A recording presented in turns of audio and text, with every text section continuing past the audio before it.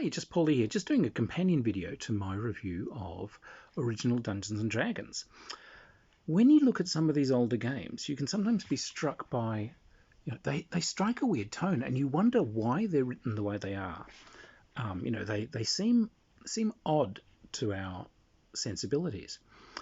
Well, they're very different kind of umpiring, dungeon mastering styles have evolved over the years.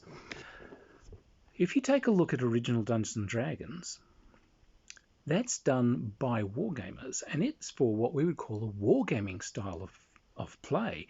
In its very first iteration, and I think that's the one played by the guys in the club that made this initially, it's really a skirmish wargame.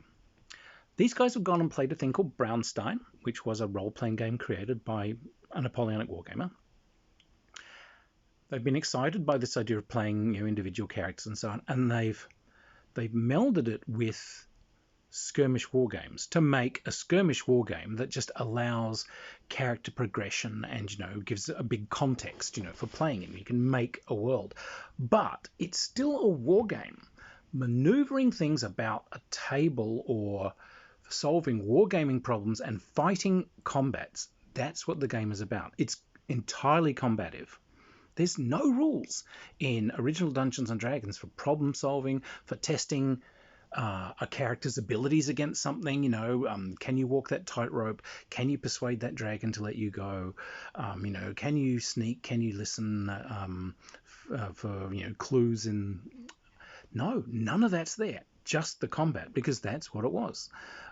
They figured you'd fudge your way through or just make a fairly arbitrary random dice roll, but they would provide combat rules. But I don't think that style lasted that long because I was there playing at the time, and I remember, certainly you could play that. And now I do have friends, who's probably a listener out there, hi, and I remember him telling me that when they first started playing D&D, they had come from board wargaming, particularly playing like World War II tactical war games. So once they got hold of D&D, they just saw it as that written large. So they would go down dungeons. Oh, how much money have we got? How many hirelings can we afford? So they would go down where, all right, well, if we minimize our personal equipment, we can afford hirelings. So they were going down with parties of 24 people, a core group of 5 characters, but each of these has got 4 or 5 hirelings. So they've got archers supporting them, and they've got slingers, and they've got heavies, and it was like yahoo! And it was only when they encountered people who hadn't come from that background. Oh, they saw these small parties, kind of solving conundrums, and hanging out at the tavern and looking for treasure maps. Like, oh, I guess you could play it that way. But I digress. But yes, so that wargaming style, I think, didn't last that well or that thoroughly. However, a very swift iteration of swift version that you got coming out of that style was an adversarial style. And yes, this, I have to say, was Gygax's style, and you'll still see a lot of old fuckers doing this, where effectively the umpire of the game is working against the characters. They are the opposition. They are trying to beat the characters, and the characters are trying to beat the umpire. This is that style where the rules are everything, to be played absolutely as written. No fudging, no ifs, no buts, everything rolled out there. Characters die frequently and constantly, and you will often hear this pushed as like, oh, this is old school. They're kind of harking back to this, where it really is adversarial.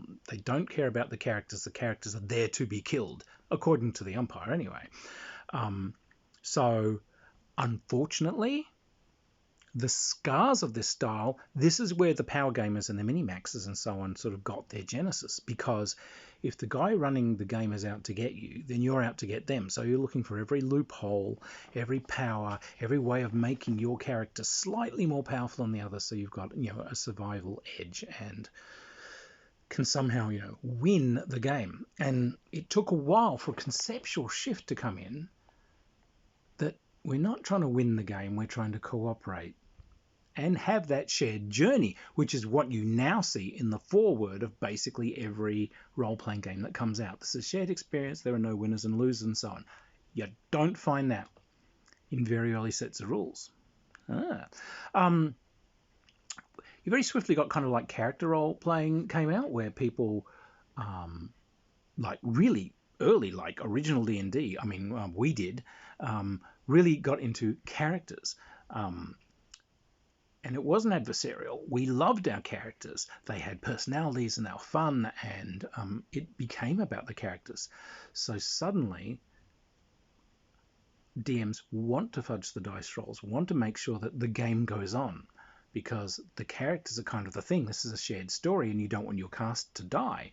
We're all having fun here, but people are inventing characters, and they'll have that character act according to its personality, even if that's not what you would do personally. Your character would do that. So, you know, it was the real genesis of the actual role-playing in role-playing. And, you know, bless it, I think that was the shift that has actually allowed the strength of the role-playing hobby to move on. You also got like the story players, you know, where some git has decided to, you know, imagine a movie or an epic in his head, and by damn, you're going to play it. And you're going to be railroaded through this, and everyone's going to play their role and say their parts, and no one's going to move. It's kind of the antithesis of character role playing. You can't do what you want to do. The umpire's going to tell you that, no, you trust this guy and you take him with you. What? No, I don't. I fire him out of a cannon into the heart of a sun. No, you decide not to do that. I do.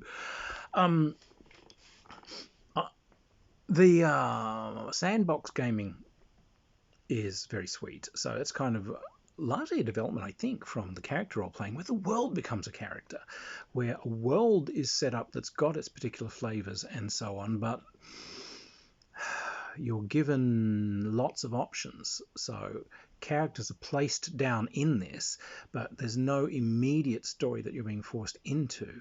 You're given a world, you look at it, and you find the things that interest you, and then character applied to problem and environment equals story. How many great books are written?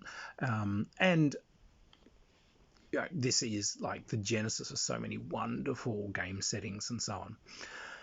It has been interesting to see it come full circle in some ways. As you look at some of the modern iterations of, you know, the Dungeons and Dragons rules, we're back to wargaming style again. For some reason, I think people who've come from a computer game environment where there isn't the character play, they're missing that. So they've just come from a game which is essentially a wargaming, you know, environment, tactical movement on a map, applying damage to things until they fall over and then grab their stuff. You know, I'm seeing that being played out again. And they're having fun, so bless them, you know, because those original gamers sure as hell had fun. Otherwise, they wouldn't have done this thing. But I'm kind of hoping that the people that are coming into this start getting led deeper into discovering the fun of playing characters and the fun of exploring worlds, because that leads to, I think, a deeper connection to role-playing, which means our hobby goes on. So anyway, like I said, sometimes when you look at some of these rules, they seem kind of strange. It's like you wonder why they phrase these things, or why these guys are so obsessive about trying to like block strange little rules loopholes and so on. It's because they're either trying to enable a particular type of umpiring style that was in vogue when they were written, or they're trying to combat it. So you will find, I can see some older games where you can tell the player who has then turned into designer has been so scarred by a whole bunch of rules lawyers, and by playing in something where the umpire's trying to get him, they're really trying to turn it around, and they're trying to stop people from, you know, rules lawyering tiny little niggling loopholes, and also try and stress the fact that this is a shared experience that we're all doing together, you know. Or other ones like early D&D, where here we have combat rules and movement and how to smash in a door, but we don't have anything on, you know, how to persuade or how to sort of scout or how to explore a world. That's not what's important to the person designing the game, because he feels that you're going to be playing it in a certain way. So that's been one of the strengths too, by the way, of some of the rewrites of original Dungeons and Dragons, because things like I love Labyrinth Lords. Castles and Crusades is a good one. We've also got like Shadow Dark and so on that'll come out at the moment. But one of the things they do is put some more flexible tools in your hand, so that it's done in the spirit of that original, but it allows you to do a lot more with your characters than just play that war game and snot things on the head. So a good effort. So that's actually why I like those games. They've got the charm of the original. They've got its simplicity and often the kind of lovely airy feel they had, but you've got more options. You can play it as a war game if you want, but you can get out there and you can explore and have characters and tell chucklesome stories and do muddy romances and explore weird vistas should you also desire. So anyway, those are just some brief thoughts on some of the umpiring styles that have been out there and sort of how they've evolved. I hope whatever umpiring style that you are currently engaged in, that you and all your players really enjoy it. Remember, games are something that we all share, do it for fun. Let's not have anyone throwing dice at walls or making any tantrums, shall we? Anyway, everyone, I hope to get you around a games table sometime. Cheers.